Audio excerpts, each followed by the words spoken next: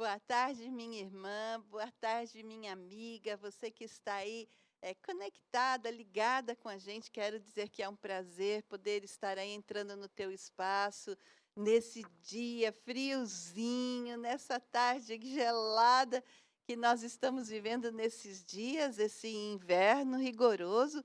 E queria levar para você, alcançar você com uma palavra calorosa da parte de Deus e dizer que seja muito, muito bem-vinda aqui no Espaço Mulher.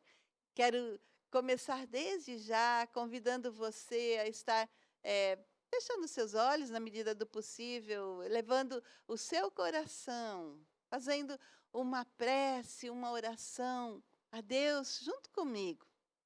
Guarda o teu coração aí na presença do Senhor. Pai, em nome de Cristo Jesus, nós agora nessa tarde, nesse tempo, Senhor, junto aqui com minhas irmãs, buscamos, Senhor, a tua presença, queremos ouvir a tua voz, Senhor, fale aos nossos corações, queremos aplicar, ó Deus, aquilo que temos conhecido da tua palavra em nossas vidas, no nosso dia a dia. Queremos, ó Deus, que seja um estilo de vida, a aplicação da tua palavra em nossas coisas, em nosso cotidiano, ó Pai. Ajuda-nos, ó Senhor, a sermos mulheres, a sermos entendedoras, ó Deus, desta palavra e não somente entender, mas aplicar ao nosso coração em nome de Cristo Jesus. Amém e amém.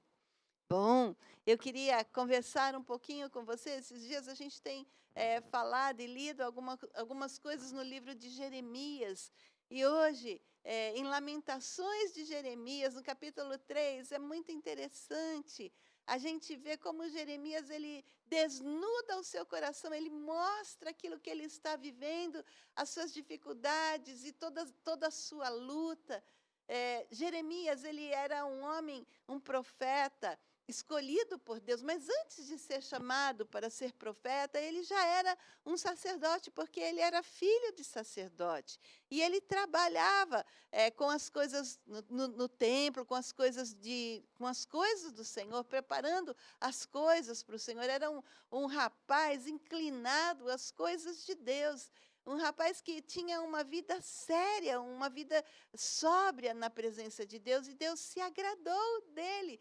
Deus se agradou em Jeremias, ainda sendo tão jovem, tanto que quando o Senhor o chama para o ministério de profeta, o Senhor diz para ele: olha, não atente para a tua idade, porque eu serei contigo, você vai falar, você a palavra na tua boca. E Jeremias então foi escolhido para ser esse profeta das nações em dias tenebrosos, em dias muito difíceis. O começo do ministério dele ainda era no tempo do rei Josias, que temia o Senhor, mas a nação, o Senhor já via que a nação estava desviando de seus caminhos, estava procurando parceiros das nações, parceria com as nações vizinhas.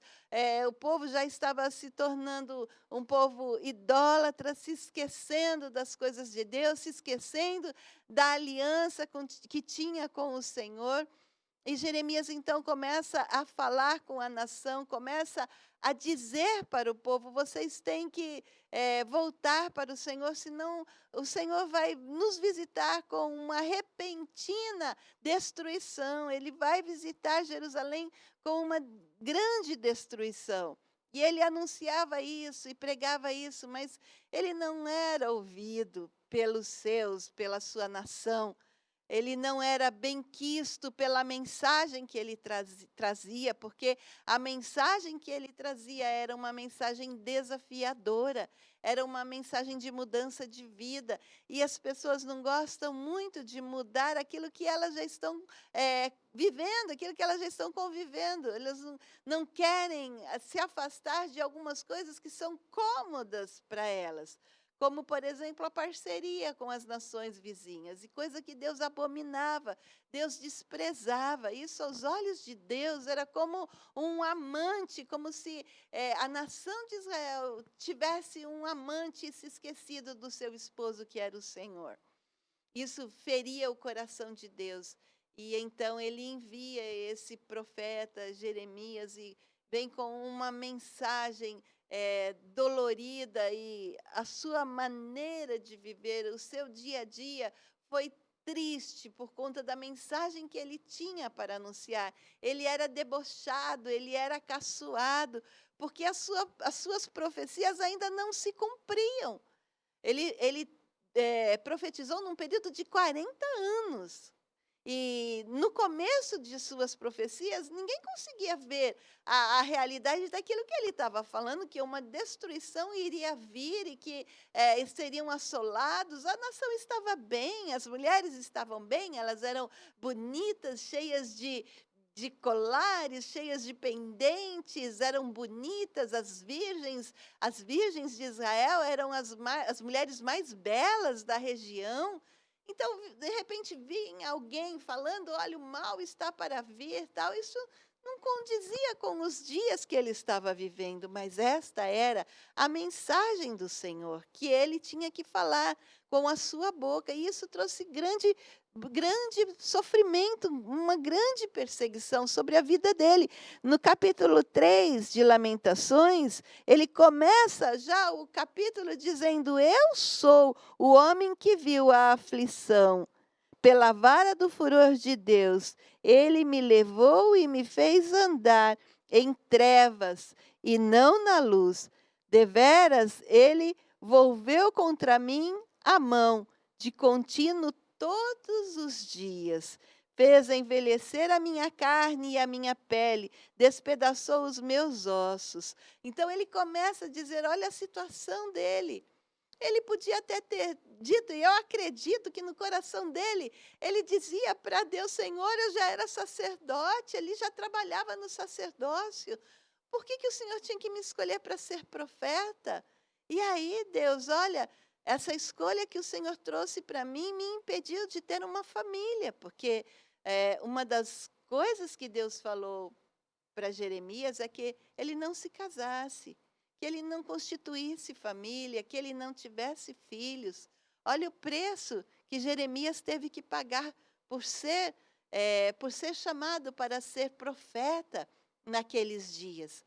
Porque também Deus sabia que uma família sendo constituída naqueles dias, as mulheres, as grávidas, elas viveriam um grande sofrimento.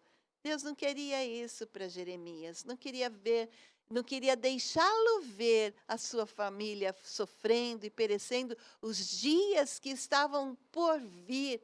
Então, para Deus era muito melhor que Jeremias não visse isso, não visse esse sofrimento sobre aqueles que viriam depois dele. A Bíblia diz assim que Jeremias começa a dizer: o Senhor me afligiu, o Senhor lançou flechas contra mim, e ele começa a descrever o sofrimento dele. Ele fala que a Bíblia nos conta a história de Jeremias e que ele foi preso muitas vezes e que reis colocaram ele prisioneiro, ele foi colocado em calabouços. E eu conheci um calabouço quando nós fomos para Israel. Nós fomos na casa do sumo sacerdote dos dias, Ananias, nos dias de Jesus. E aquela casa daquele sumo sacerdote, naquela casa havia um calabouço, que foi onde Jesus foi colocado. Foi uma das coisas mais impressionantes que nós vimos em Israel. Foi atordoador de pensar que o nosso Jesus, ele foi baixado até aquele calabouço. Aquele lugar me lembrava muito, eu não sei se você conhece, se você já viu, mas existe um negócio, principalmente no interior, na roça, que se chama moringa. É um negócio arredondado, assim, bem grande, bem arredondado, que tem um furo em cima que serve para colocar água. E eles amarram aquilo e levam para a roça essa água preservada dentro dessa moringa, como se fosse uma jarra, um jarro. Mas ele é todo arredondado, assim. Esse lugar onde Jesus foi colocado, essa masmorra, ela era exatamente como essa moringa. Ela era embaixo da terra, um lugar bem arredondado, cavado, assim, um buraco. Eu acredito que uns 10 metros de altura. Ninguém conseguia sair de lá. A pessoa era descida ali por uma corda e ela ficava ali prisioneira naquele lugar, naquele recinto escuro, úmido, muito horrível. Nós fomos nesse lugar, foi muito interessante que quando chegamos em Israel, quando chegamos ali na casa do sumo sacerdote, que começamos a descer as escadas, assim, porque é bem baixo, sabe? É subterrâneo o lugar. Então eles fizeram escadas, né? E eles mostraram para gente que as escadas foram construídas depois, mas que nos dias de Jesus era descida a pessoa com corda e ela ficava ali totalmente solitária.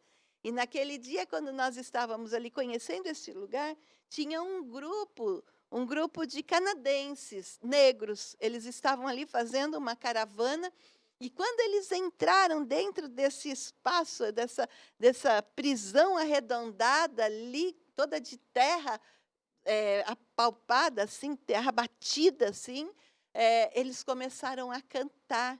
E eles louvaram ao Senhor com cânticos ali. Gente, a coisa mais linda, chegava a arrepiar a nossa pele.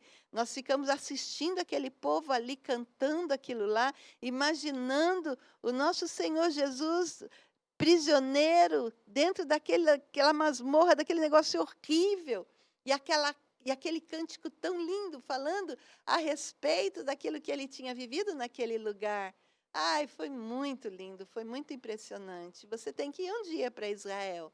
É, então a Bíblia também conta que Jeremias também foi lançado em masmorras, assim, lugar assim, em prisões assim. E foi tão grave a situação dele que ele teve até pneumonia. Há quem diga que ele morreu dos comentários, que ele morreu de tuberculose por tanta friagem, por tantas situações difíceis que ele atravessou.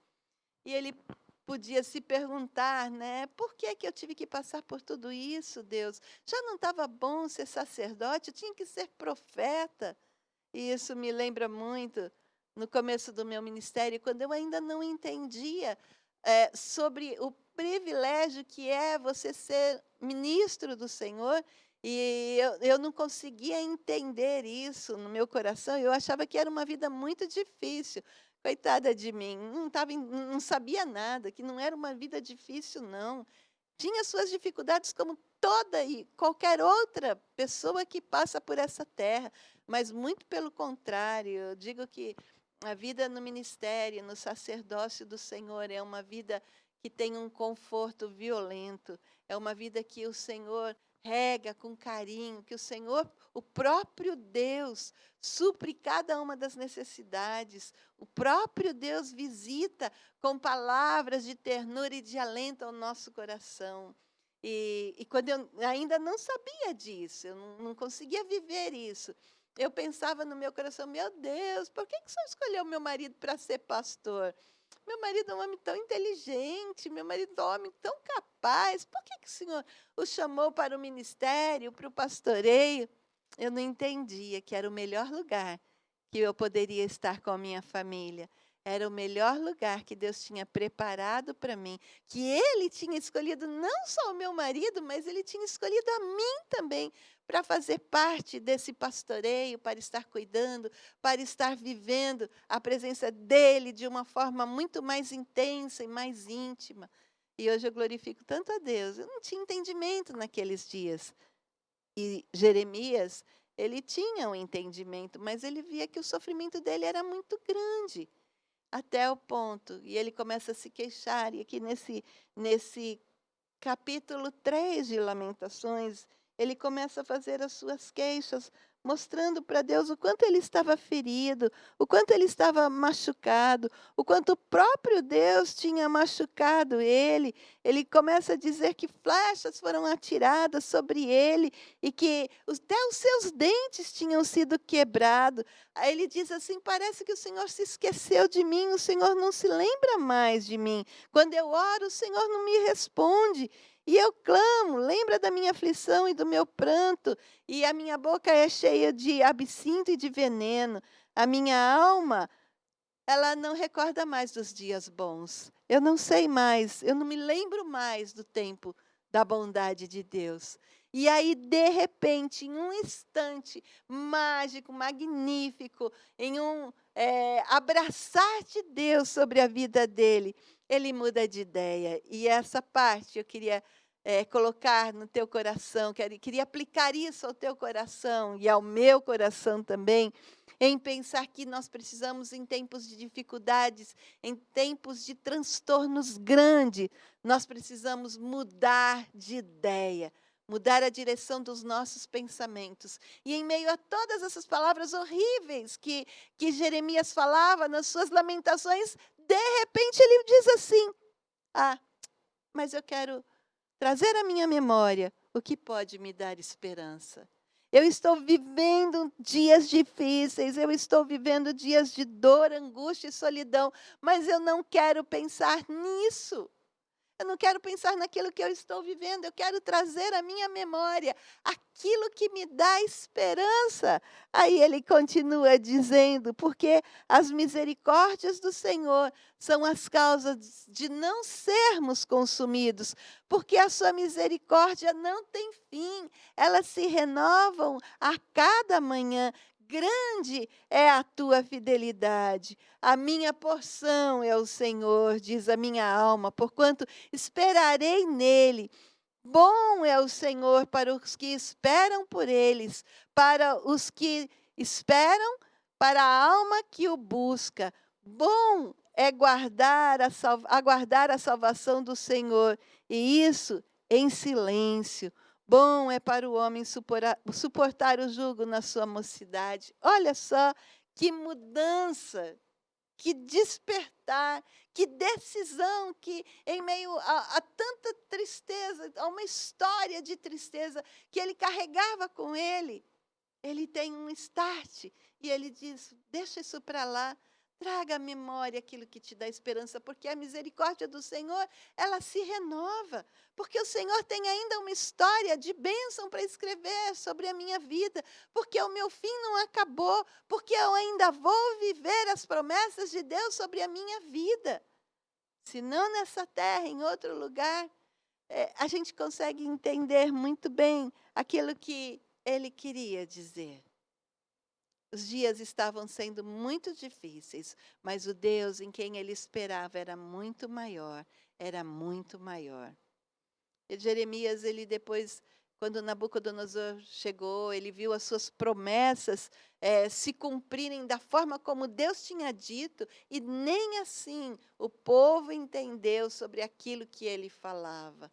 Ele teve ali um encontro até com o Nabucodonosor, e o próprio Nabucodonosor deixou que ele escolhesse para onde ele quisesse ir. A gente percebe assim que teve uma graça da parte de Deus na sua vida, apesar do seu corpo sentir tudo aquilo que ele tinha vivido durante aqueles 40 anos em que ele profetizava. Ele tinha mais ou menos 20 anos quando ele foi chamado para ser profeta. E ele profetizou por 40 anos. Então, nesse período, ele já tinha mais ou menos uns 60 anos. Eu tenho certeza, o Senhor não se esqueceu dele. E aquilo que o Senhor tem guardado para ele ainda há de ser revelado, tanto para ele quanto para mim e para você. Aquilo que nós vivemos hoje, a tristeza, a angústia, eu não sei o que, em que maneira, qual é a maneira que você está sendo afligida, em que você está sendo triste, o que está te entristecendo, o que está sendo a tua angústia. Mas eu tenho certeza de uma coisa: o Senhor tem misericórdia para mim e para você. O Senhor tem misericórdia dobrada. E essa é a causa de você não ser consumida pela tua tristeza, não ser consumida pela tua dor, não ser consumida pela tua infelicidade, porque o Senhor quer fazer coisas novas e grandes na tua vida. Guarda isso no seu coração, tome essa decisão, assim como Jeremias tomou, mude de ideia, tenha um start, não, para. Às vezes nós nos tornamos queixosas e reclamonas, principalmente nós como mulheres. começamos a trazer à memória aquilo que nos entristece e lembrar, olha, aquela vez, puxa, que eu fiquei muito chateada com fulano, olha, fiquei muito triste por causa disso, não me consideraram, não me escolheram e, puxa, eu não precisava ter vivido isso. E a gente começa a catar lá no baú das memórias aquilo que tira de mim a esperança. A gente precisa tomar uma decisão ao lado de Jesus, trazer à memória aquilo que nos dá esperança. Motivos de chateação e de tristeza, sempre nós vamos ter. Você passa por um, passa por outro, mas precisamos vencer os desafios. Lembra? Lembra das Olimpíadas? Quantas vezes os atletas caíram? Quantas vezes os atletas acharam que eles não eram capazes, mas eles não desistiram. Por certo, tinham pessoas ao seu lado que não consideravam o seu caminho, que não consideravam a força e a diligência. Tinham pessoas que zombavam, por certo, tinham pessoas que diziam que desacreditavam da vitória. Mas tinha alguém que suportava, tinha alguém que animava, tinha alguém que incentivava. E assim chegaram as suas medalhas. Um dia o Senhor vai dar as medalhas para nós. E qual será que vai ser a tua? Não fique desanimada e entristecida. Traga à memória aquilo que te faz continuar nessa jornada. Traga à memória aquilo que te faz permanecer firme naquilo que você propôs na caminhada ao lado do Senhor Jesus. Que possamos trazer à nossa mente cada palavra dessa e aplicar a vida do profeta Jeremias aos nossos dias e nos lembrarmos sempre que a causa de não sermos consumidas é a misericórdia do Senhor. Amém? Que bom, minha irmã, pensar assim que estamos ouvindo essa palavra e podemos aplicar ao nosso coração. É muito bom saber que você está aí com a gente, está ligada aí. E que a bênção do Senhor, então, te acompanhe por tudo que você ainda está por fazer. Que o Senhor esteja ao teu lado, levantando o seu rosto sobre a tua vida. Em nome de Jesus. Um beijo e até mais.